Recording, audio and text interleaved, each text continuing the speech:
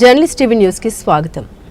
ప్రజల కోసం పనిచేసే జర్నలిస్టులకు ఎప్పుడు ప్రజా ఆదరణ ఉంటుందని డోర్నకల్ నియోజకవర్గ కేంద్రంలోని పుర ప్రముఖులు పేర్కొన్నారు. Journalist TV CEO Mareddy Nagender రెడ్డికి ఉత్తమ జర్నలిస్ట్ అవార్డు పొందిన సందర్భంగా డోర్నకల్ నియోజకవర్గ కేంద్రంలో పుర ప్రముఖుల ఆధ్వర్యంలో పౌర సన్మానం నిర్వహించారు. ఈ సందర్భంగా పుర ప్రముఖులు కోటిలింగం, వక్కంతుల అప్పారావు, హరికృష్ణ, వెంకటేశ్వర్లు, సుమేర్, చంద్ జైన్, పుల్లారావు, తారుచంద్, ఖాదర్ బాబా, ఉపేందర్ తదితరులు ప్రసంగించారు. ఈ సందర్భంగా పట్టణ ప్రముఖులు మాట్లాడుతూ మారెడ్డి నాగేందర్ రెడ్డి డోర్నకల్ రిపోర్టర్గా చేసిన సేవలు మరవలేనివని అన్నారు. జర్నలిస్టుగా ఎక్కడ ఉన్నా డోర్నకల్ నియోజకవర్గ అభివృద్ధికి కృషి చేయాలని కోరారు. 5 ఏళ్ల కాలంలో మీడియా విలువలను పెంపొందించే విధంగా కృషి చేశారని తెలిపారు. 2 దశాబ్దాల క్రితం డోర్నకల్ నుండి వెళ్లిన మారెడ్డి నాగేందర్ రెడ్డి మీద తమ అభిమానం తగ్గలేదని పేర్కొన్నారు. ఎక్కడ ఉన్నా ఎంత ఎత్తుకు ఎదిగినా డోర్నకల్ నియోజకవర్గ సమస్యలపై దృష్టి సారించాలని కోరారు. సన్మాన గ్రహీత మారెడ్డి నాగేందర్ రెడ్డి మాట్లాడుతూ మీడియాలో నీతిగా నిజాయితీగా ప్రజల సమస్యల్ని ప్రతిబింబించే విధంగా పనిచేస్తున్నట్టు తెలిపారు. జర్నలిస్టుగా విమర్శనాత్మక కథనాలను ప్రభుత్వానికి మేలుకొల్పేందుకు మాత్రమే అన్నది అధికార పార్టీ నేతలు గుర్తించాలన్నారు. ప్రతి విమర్శ వెనుక ఎప్పుడు వ్యక్తిగత ఎజెండా ఉండదన్నారు. నిక్కాసైన విమర్శల్ని అధికార పార్టీ సద్విమర్శగా స్వీకరించాల్సిన అవసరం ఉందన్నారు. తను సంపాదించిన ఆస్తి ప్రజల అభిమానమే అన్నారు. 20 ఏళ్ల క్రితం తను చేసిన సేవలను గుర్తించి ఉత్తమ జర్నలిస్ట్ అవార్డు రాగానే సన్మానించడం తన అదృష్టంగా భావిస్తున్నట్లు తెలిపారు. తన శక్తి మేరకు డోర్నకల్ నియోజకవర్గ అభివృద్ధికి కృషి చేస్తామని హామీ ఇచ్చారు. అభివృద్ధిలో రాజకీయాలకు అతీతంగా అన్ని పార్టీల నేతలు ఏకతాటిపైకి రావాలని పిలుపునిచ్చారు. ఈ కార్యక్రమంలో నాయకులు భాస్కర్, ఉన్నం సత్యం, మల్లం అనిల్, మైన్ పాషా, రాము, లచ్చయ్య, మహేష్, సంజీవ, మోతిలాల్, ఉపేందర్ రెడ్డి, సాయి, నాని యాదవ్, భాస్కర్, వీరు, రామ సత్యనారాయణ, మాణిక్యరాజ్, ప్రవీణ్, విజయ్ సత్యనారాయణ, మోతిలాల్ తదితరులు పాల్గొన్నారు.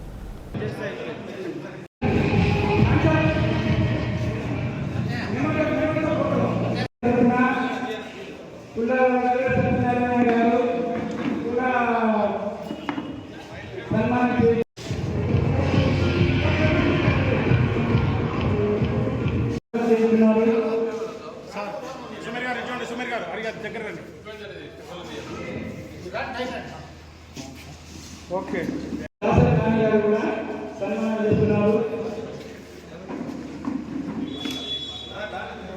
సార్ నాని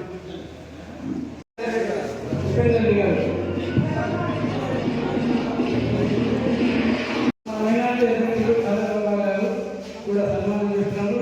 తర్వాత డోర్నకల్ పట్టణ కాంగ్రెస్ పార్టీ తరఫున డోర్నకల్ పట్టణ కాంగ్రెస్ ఉపాధ్యక్షులు జిల్లా కలెక్టర్ గారు కూడా సన్మానం చేస్తారు. దయచేసి అందరూ ఇక్కడ ఉండండి. అందరం కలిసి ఒక గ్రూప్ ఫోటో నియమాల ద్వారా మనం దిగుతాం.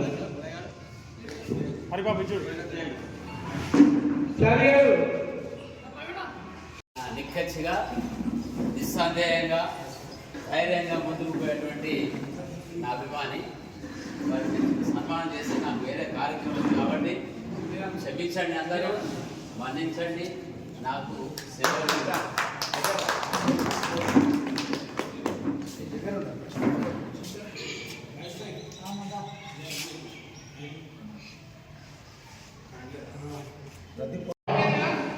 నాగేంద్ర గారి తరఫున ప్రత్యేకమైనటువంటి ధన్యవాదాలు తెలియజేస్తూ జై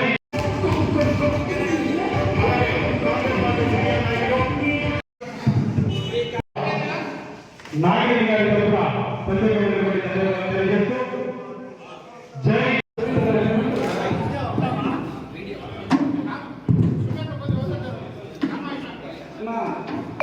గిరిజన సంఘం తరఫున మా డోర్నకల్ పట్టణ మాజీ అధ్యక్షులు కాంగ్రెస్ పార్టీ నాయకులు తారచంద్ గారు మరియు రామ, నంద, వీరు, ప్రతి ఒక్కరు మా గుడ్డి విజయ్ గారు, భాస్కర్ గారు ప్రతి ఒక్కరు సన్మానం చేస్తున్నారు. వారికి ధన్యవాదములు.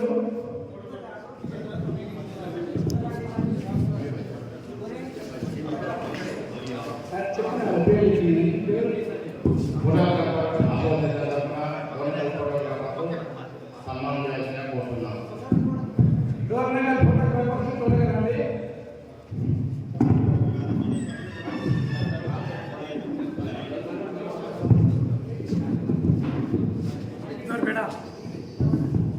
అధ్యక్షులు ముందురా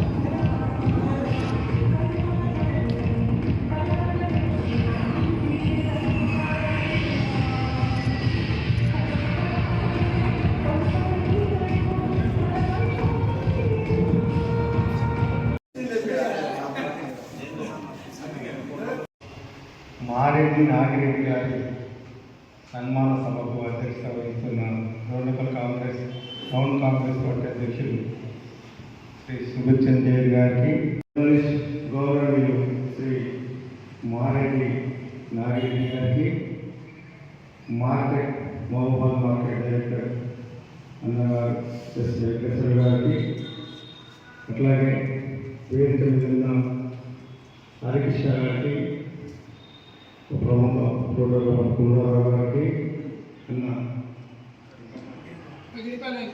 పగిడిపాల వెంకన్న గారికి, మన గవర్నమెంట్ కాళాచారి గారికి, ఇక్కడికి వచ్చిన పుర ప్రముఖులందరికీ, భాస్కర్లకు మలవనీయులందరికీ పేరు పేరున హృదయపూర్వక కృతజ్ఞతలు తెలియజేస్తున్నాము.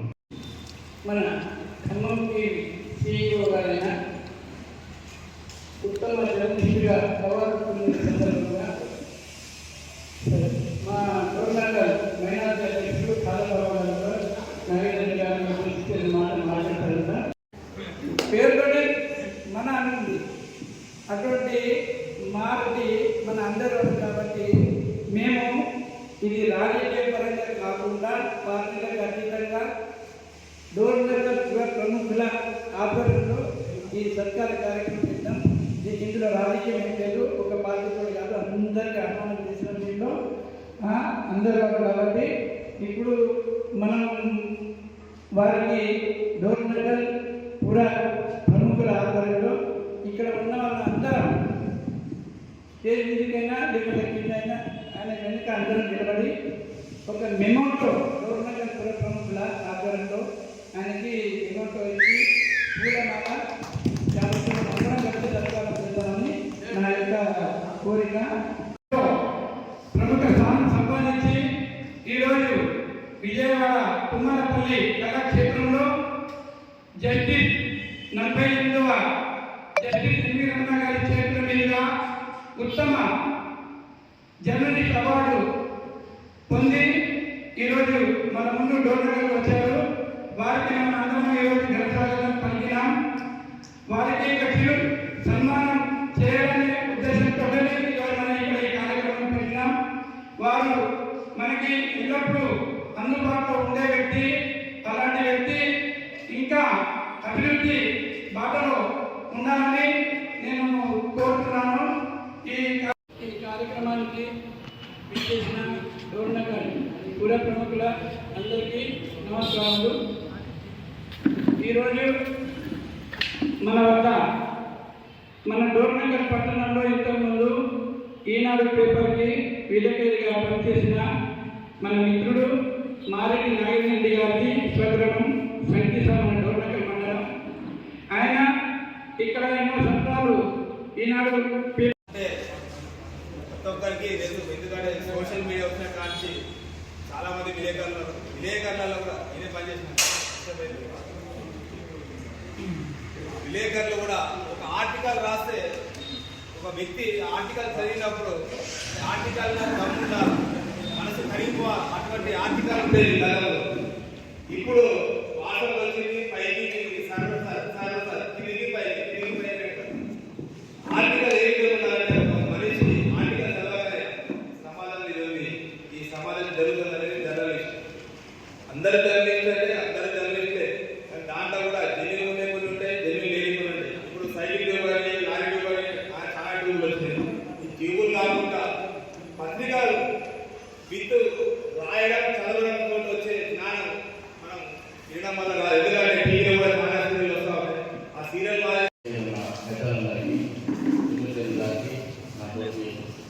ఫోటోగ్రాఫర్ గారికి వచ్చిన అతిథులందరికీ కూడా ప్రత్యేకంగా తెలియజేస్తున్నాం. నాగేంద్ర రెడ్డి గారు నాకు తన దగ్గర వాళ్ళ కుటుంబ ఫ్యామిలీ ఫోటోగ్రాఫర్. నేను మాది పూర్వపాడు గ్రామం. నాగేంద్ర రెడ్డి గారు సంగీత. నాగేంద్ర రెడ్డి గారు రైతు కుటుంబం నుంచి వచ్చిన రైతు బిడ్డ.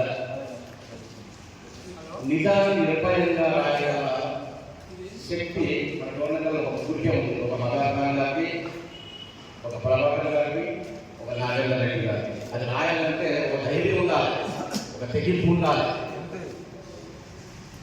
విలేకరంటే వాళ్ళ ముందు పేరు ఇక్కడ ఎవరైనా కూడా ఇప్పటికి కూడా నాగేంద్ర రెడ్డి గారు ఖమ్మంలో మున్సిపాలిటీ ఆఫీస్లో జరుగుతున్న అవినీతి పైన బ్రహ్మాండంగా గలమెత్తి రాసి నాగేంద్ర రెడ్డి గారు అంటే మున్సిపాలిటీలో భయపడి నాగేంద్ర రెడ్డి గారు వస్తామని చెప్పేసి ఆ రోజుల్లో ఎంతోమందిని బదిలీలు చేయడం, ట్రాన్స్పోర్ట్ చేయడం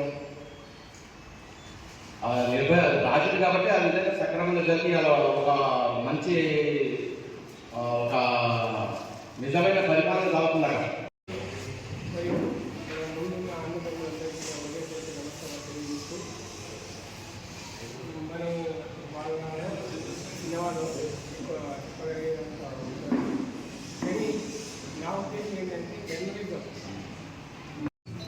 అందరికీ నమస్కారం. వేదిక మీద ఉన్న పెద్దలకు మరియు మన సన్మాన గ్రహీత నాగేంద్ర రెడ్డి గారికి మరియు వేదిక ముందున్న డోర్నకల్ పుర ప్రముఖులకు ధన్యవాదాలు. నాగేంద్ర రెడ్డి గారితోనే నాకు దాదాపు 26 సంవత్సరాల జర్నీ ఉంది. ఈ రోజు కూడా అది అలాగే కంటిన్యూ అవుతుంది. కుటుంబంలో ఆర్థికంగా ఉన్నా కూడా ప్రజా సేవ కోసం తన కళాన్ని ఎన్నోసార్లు పేద ప్రజలకు, బడుగు బలహీన వర్గాల కోసం ఆయన కళం ఉపయోగపడిందని ఖచ్చితంగా నేను నమ్ముతాను. కారణం ఏంటంటే డోర్నకల్లో తక్కువ కాలం వారు ఉన్నా కానీ ఆ రోజుల్లో నాగేంద్ర రెడ్డి, మదాకర్, ప్రభాకర్ ఈ ముగ్గురు కూడా అప్పటికి ఇవన్నీ లేవు. వాళ్ళు వంద రోజుల్లో యూట్యూబ్ కానీ ఛానల్ కానీ 4 రోజుల్లో డోర్నకల్ పట్టణానికి సంబంధించి అనేక విషయంలో తనున్న కొద్ది కాలంలోనే ఎంత ముద్ర వేసుకున్నారంటే మామూలుగా విలేకరులంటే పాత రోజులు పత్రికలు లేదు ఎవరికైనా గుర్తొచ్చే మిగిలిన వాళ్ళలో మదాన్, ప్రభాకర్ అయితే ఊళ్ళో ఉన్న వాళ్ళందరికీ వాళ్ళతో పాటు సమాన స్థాయిలో తక్కువ సమయంలో గుర్తిని పొందడం కాకుండా డోర్నకల్ పట్టణం అంటే ఎవరినైనా కూడా అభివృద్ధి ఇక్కడ అంశాల మీద వెనకబడి ఉన్నా కానీ స్నేహితులు, మంచి మిత్రులు డోర్నకల్ కానీ ప్రతి వ్యక్తికి కూడా జ్ఞాపకంగా కొంతమంది స్నేహితులు ఉన్నారు. ఆ విధంగా నాగేంద్ర తన ప్రత్యేకమైన వ్యక్తిత్వంతో డోర్నకల్లో తన ఇక్కడి నుంచి ఖమ్మానికి మీద తను ఉన్న కొద్ది కాలంలోనే అనేక విషయాల్లో డోర్నకల్ సంబంధించిన విషయాన్ని ఏంటంటే ఇతర నాయకుల దృష్టికి తీసుకురావడం కానీ కొంతమంది రైతు చేస్తున్న రెవెన్యూ పరంగా తాను వ్యక్తిగతంగా కూడా కొన్ని పోరాటాలు చేసి న్యాయ సమస్యలు ఛేదించి వ్యక్తిగతంగా ఒక ప్రత్యేకతను సాధించుకొని ప్రభుత్వ పరంగా మంచి స్నేహితుల పరంగా అందరి మనసులో ఉండి లేదా చూడగానే నేను మా నాయకులకు మెంబర్స్తో మనం ఇట్లా ఈసారి మన నాయకుల ప్రభుత్వం రైతుల డెవలప్మెంట్ కార్యక్రమం చేయాలని అనుకున్నాం. అంతకంటే ముందే మీరు అత్యుత్సాహంగా ఎవరికి టైం లేకుండా చాట్ పెట్టారు. నేను 2 క్రితం నుంచి వస్తుంటే మదార్ ఎక్కడో ఒక్కరు కూడా పేరు పేరున నా యొక్క కళాభివందనాలు తెలుపుకుంటూ నేను ఒక 2 మాటలు మాట్లాడి సభాధ్యక్షులు సుమీర్ గారికి ఇస్తాను.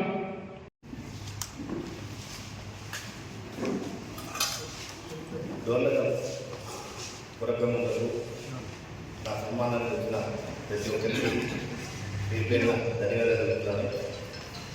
2000 సంవత్సరంలో నేను డోర్నకల్ అడుగుపెట్టడానికి ముందు ఖమ్మంలో 2,30,000 జనాభా ఉన్న మున్సిపాలిటీలో హెడ్క్వార్టర్గా పనిచేస్తూ అక్కడ నా ప్రస్థానం ప్రారంభించాను. అసలు నేను గవర్నమెంట్ వచ్చినప్పుడు చాలామంది ఖమ్మంలో మిత్రులు అన్నారు, చాలా చిన్న గ్రామం లాంటిది 2,30,000 10,000 జనాభా ఉన్న డోర్నకల్కి ఈ స్థాయికి ఆ స్థాయికి కంపేర్ చేస్తే చాలా చిన్నది కదా, ఏముంటే వాస్తవం.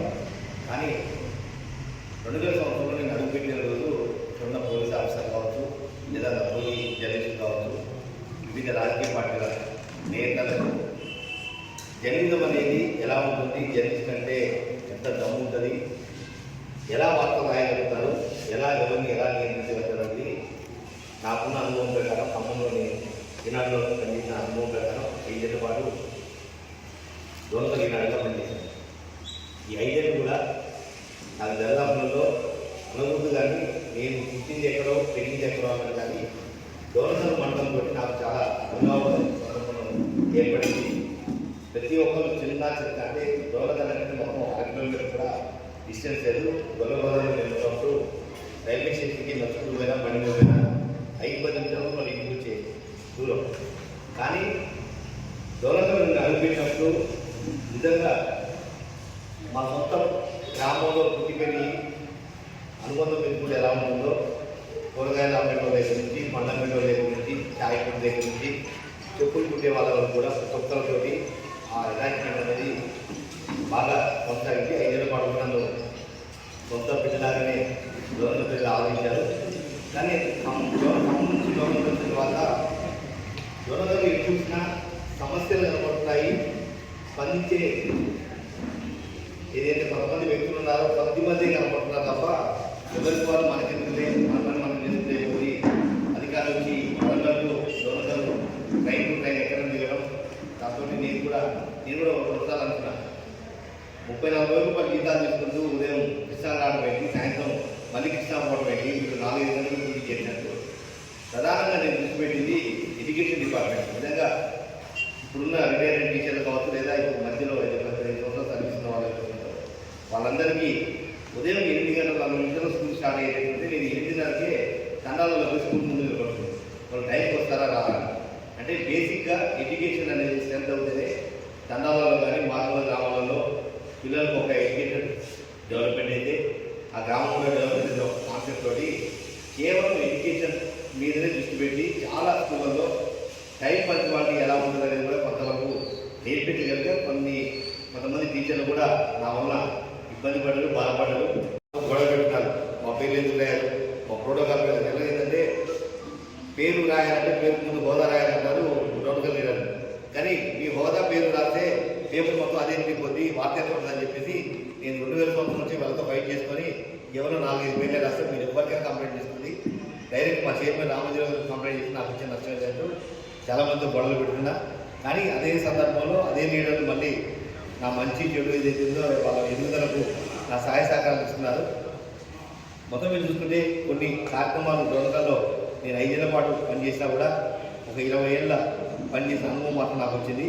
చాలా చిన్న మండలం. ఒక ఉదయం 7 గంటలకు డోనకల్ నుంచి బయలుదేరితే మనం మధ్యాహ్నం 1 గంటలకు డోనకల్ మండలం వచ్చి ఆ మండలం మొత్తం కవర్ చేసుకుని రావచ్చు. కానీ కొన్ని సుదీర్ఘంగా ఉన్న సమస్యల విషయంలో అంటే నేను అనకపోయినా కొంతమంది లీడర్లకు ఇబ్బంది అనిపించినా కూడా సమస్యలు గుర్తించిన తర్వాత ఆ సమస్య పరిష్కారం కోసం ఏ విధంగా వెళ్తే బాగుంటుంది అనేది ఇప్పటికీ 90% మంది లీడర్లకు అవగాహన లేకపోవడం ఈ సమస్య మీదనే ఉంటుంది.